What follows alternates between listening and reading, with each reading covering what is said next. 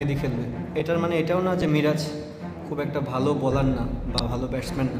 Player ম্যানেজমেন্টে pass Liton Das. Combination বিবেচনায় কাকে কখন কোথায় খেলাতে হবে তা ভালোই জানেন ক্যাপ্টেন অব বাংলাদেশ। কে কোন উইকেটে খেলবে তা আগে থেকেই নির্ধারণ করে রেখেছিলেন। 2 ম্যাচে সাবলীল বোলিং করা মিরাজকে নিয়ে প্রশ্ন করার পথটাও বন্ধ করে দিয়েছেন। সতীর্থের কাঁধে পড়েছে ক্যাপ্টেনের হাত, জানিয়েছেন কেন শেষ ম্যাচে মিরাজ পড়েছেন বাদ। এটার মানে এটাও না যে মিরাজ খুব একটা ভালো বোলার না বা ভালো ব্যাটসম্যান না।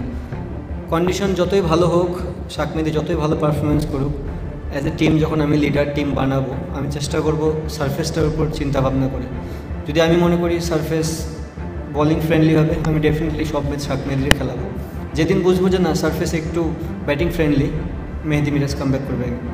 ট্রানজিশন পিরিয়ডে থাকা দলে বোঝা হয়েছিলেন ব্যাটার লিটন, কিন্তু অধিনায়কত্বের দায়িত্ব কাঁধে চাপতেই বদলে গেলেন আমূলে। দল গঠনে ইম্প্যাক্টফুল ডিসিশন সহ নিজের পারফরমেন্সেও এনেছেন বদল। কদিন আগেও ব্যাটিং ব্যর্থতার বড় দায় চাপানো হতো তার উপর, কিন্তু সে দিন বদলেছে। পাকাপাকিভাবে ক্যাপ্টেন্সি পেয়ে প্রথম সিরিজেই পেলেন প্লেয়ার অব দ্য সিরিজের খেতাব।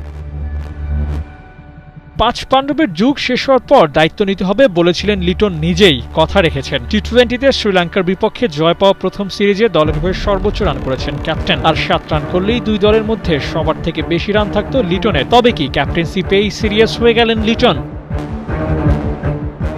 প্রশ্নটা তোলাই যায়। শ্রীলঙ্কার বিপক্ষে 76 রানের ইনিংসের আগে লিটনের ব্যাট 50 দেখেছিল বছরখানেক আগে। পরপর 2 ম্যাচে 30-এর বেশি রান করেছেন, তাও 1 বছর আগে। ব্যাট বলের খেলায় লিটনের এমন বদলে যাওয়ার নেপথ্যে ক্যাপ্টেন্সির দায়িত্ব পাওয়া। দায়িত্বের চাপে চিড়ে চ্যাপটা হয়ে নয়, লিটন দাঁড়িয়েছেন সোজা হয়ে।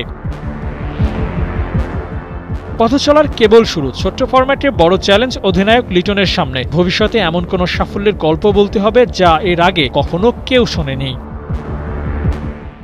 আবু নাইম, 71।